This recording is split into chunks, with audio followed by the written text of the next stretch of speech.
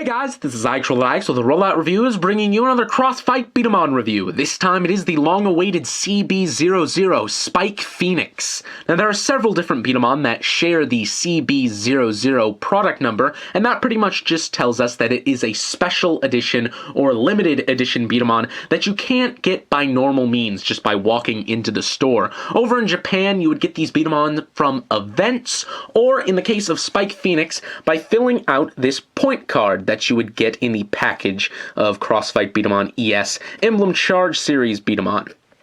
On the back here, we can see it has a bracket here, and you'd fill this out somehow. It's not really clear because, well, I can't read Japanese, but you'd either buy products or go to B-Daman events, fill this out, send it in, and in return, you would get Spike Phoenix. Now, this was a Japan-only event, making it for a long while very difficult to get this guy from outside of Japan.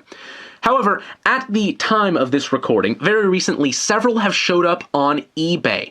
Now, I don't know how long they will stay up there, how they even got there in the first place, or how limited the supply is. So if you want one of these guys and want to pay a reasonable price, then I recommend getting him now because, well, I don't know how long he's going to last. And he's a very cool B-Daman you don't want to miss out. Anyway, let's take a look at the packaging really quick here. We have a product image there of Spike Phoenix with the stickers applied. Crossfight B-Daman logo, CB-00 Spike Phoenix, and it is power type. Shows off the emblem there.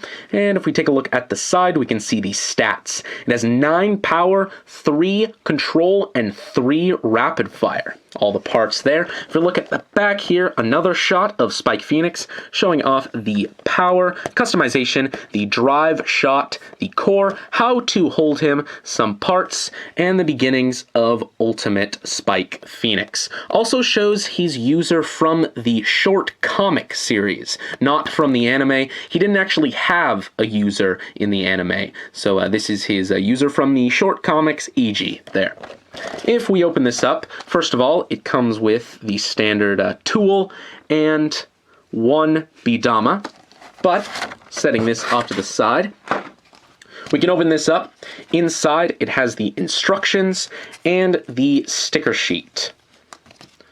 Really nice sticker sheet here. This is a case where I highly recommend applying these because it does look very, very cool with them applied. I'm not applying them. 1, because I'm not a huge fan of stickers, and 2, I want to preserve these stickers because I want this guy to last as long as possible because he's quite rare. So, let's take a look at the B-Daman itself. Now, one of the first things I noticed with Spike Phoenix right off the bat is the plastic quality. I noted in some of my other Emblem Charge series B-Daman reviews that the plastic quality is a little bit lesser than the plastic quality in the original Crossfight. It's a little bit thinner and the B-Daman are a bit smaller because of it. But this is definitely not the case with Spike Phoenix. For some reason, they just went the extra mile and the plastic quality is fantastic. It's really thick and chunky and shiny, a lot like the original Crossfight B-Daman plastic. You just don't see that in the Emblem Charge series B-Daman after this. But whatever the case, very nice. I really like that. He feels really solid. He really feels like he's going to hold together. Now, Spike Phoenix is based off of the Super B-Daman Phoenix series, even to the point where he's got the crest on his helmet here that is just a direct reference to the crest on Combat Phoenix and Fighting Phoenix and Vanguard Phoenix, I think. They all have this Phoenix logo, and this is a reference to that. Obviously, it pops out a lot better if you put the yellow sticker on there, but it is molded in, so you don't lose that detail if you decide not to apply the sticker.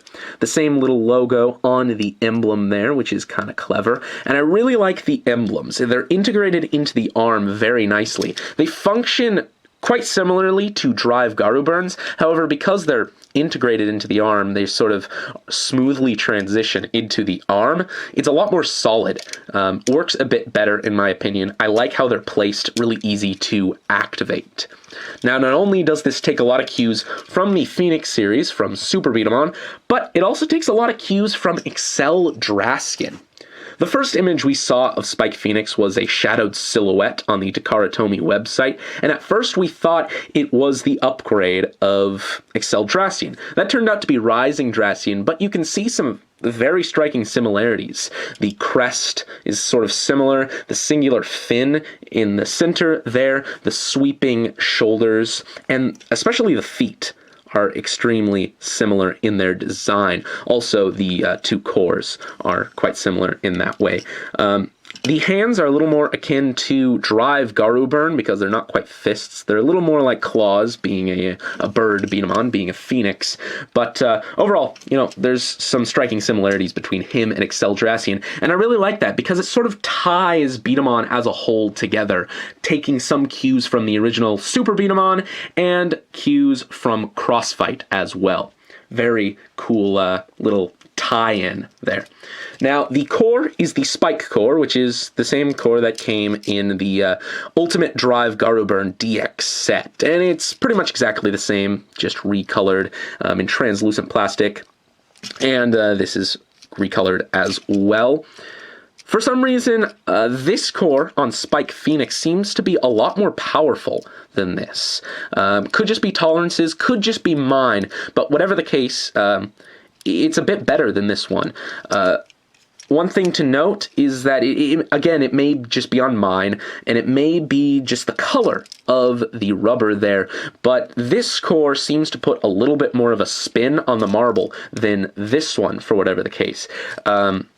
The drive strip on this sort of just adds to the power rather than spinning to the marble, whereas this one spins the marble. So, we'll show that off in just a little bit, but it's worth noting. Other than that, the mold is pretty much exactly the same. This one's just blue and red, obviously. So let's do some test shots here. I have my B-SPV, so we can test the power of this guy. The packaging says he's quite powerful, so let's put that to the test. I find that this core sometimes has the same problem that my Thunder Leo and Strike Avian has, where it shoots a little far up and bounces a bit, which is a little unfortunate, but we can get around that by just moving the trigger around and holding him differently. Now, it's got these two little lips on the arm, and I find the best way to hold this guy is to wrap your whole index finger around this. And sort of push down on those little lips as you fire it. It helps a little bit with that jumping B-Dama. So let's see if we can get this through the timer without it hitting the top of it. We'll see. Nope, didn't quite make it. You can see my dilemma there. We'll try and get a good test here, though, because I really want to show off his power. It would seem we actually got an error there for whatever the case. It went through pretty smoothly, but let's try it once again. Maybe he's just too powerful. Who knows? Once again, we screwed up a little bit, but I am determined here to get a proper test. There we go. 4.5 meters per second. So pretty frickin' powerful. So let's try a emblem charge shot, and first let's try just pressing the emblem right in the middle, as it suggests to do on the package, I assume. So, as you can see, a little bit of a misfire there. Wasn't quite as powerful. Let's try it again. And as we can see, it really doesn't add any power. In fact, it's a little bit weaker. Now, why that is, setting this off to the side, is because when you press the emblems in the middle, it doesn't actually do anything. It doesn't actually press these in any. Now, to actually get power out of this emblem charge, I recommend pushing down on the emblem, or pushing on the bottom section of the emblem. As you can see, these little sections here, that actually presses them in and will add a lot of power to the shots. So let's see if we can show that off here. Resetting that and retrieving our marble. Let's do a couple more test shots with the emblem charge, I guess, properly done. There we go. Very powerful. 5.25, but I have gotten past 6 before. Extremely powerful core, really, really effective emblems. These are some of the best arm parts, I think, for emblem charge. Again, doesn't really add all that much spin to the marble, like something like a drive or excel, but I think that rubber drive strip is just to add to the power rather than actually adding spin. Whatever the case, very, very powerful B-Daman. Definitely deserves the 9 on his stats. And he just looks cool. But there's one more feature to this guy that we have to cover, so let's move on to that. Now, in the Crossfight B-Daman ES anime, Triple Delusion is the ultimate evil, and Spike Phoenix is the parallel to that, being the ultimate good. And I don't really like the way that they released Spike Phoenix in that regard, because he's so prominent in the show, so prominent in the storyline, that it just seems a little unfortunate that you have to go through such lengths to actually obtain it. But, like I said, in the show, to defeat Triple Delusion, Spike Phoenix has to take on the powers of the 4 holy beasts: Drive Garu Burn, Kreese Raydra, Rising Dracian, and Gatling Death Shell.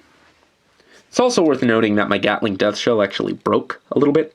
It actually snapped there in the core, so you might want to watch out for that. The translucent plastic isn't all that strong on this guy. By no means a bad B-Daman, but that's worth looking out for. Anyway, back to Spike Phoenix. Similarly to Smash Dragold and the 4 dragons, you can sort of combine these into Ultimate Phoenix to defeat Triple Delusion once and for all.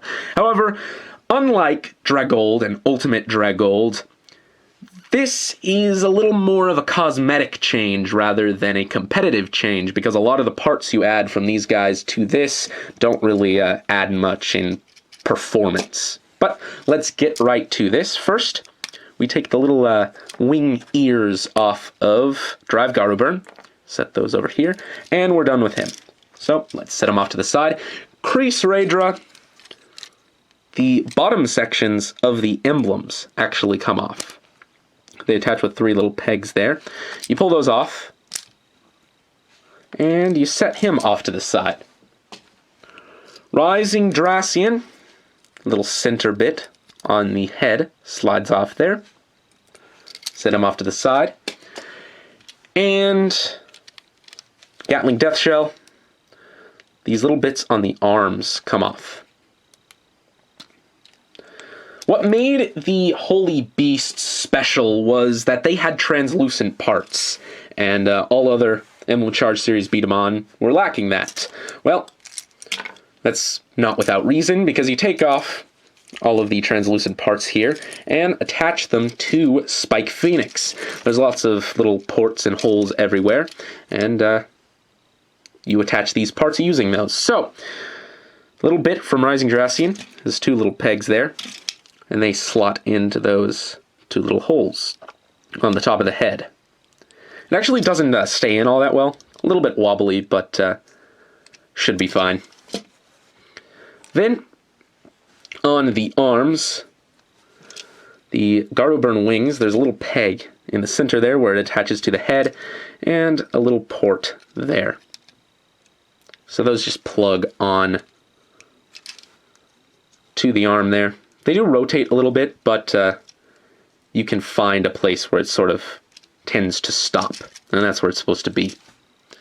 Then there's two little pegs, or two little ports rather, on the arm here, and two little pegs on this piece, and put two and two together, and attach these here onto the arms. Then little holes there, little pegs on these pieces here from Death Shell, and you put those on the feet. And there is Ultimate Spike Phoenix. Like I said, a lot of these parts really don't add anything to the overall performance of this guy. They're pretty much just cosmetic. However, I guess you could argue that this adds a little bit to the sight. The wings sort of add a little bit to the grip, and so do the little shields here. And then you could say that these little bits maybe add stability, but they actually kind of pop off on the drop of a hat, so not really all that useful. Mostly cosmetic, but you know what? It looks nice. The translucent plastic really works with him. Really adds a lot. And if you're a fan of the show, you really want to have this in your collection, because this is how he prominently shows up through most of the episodes. Anyway, that is about it, guys, and this is IXRoll@IX, signing off.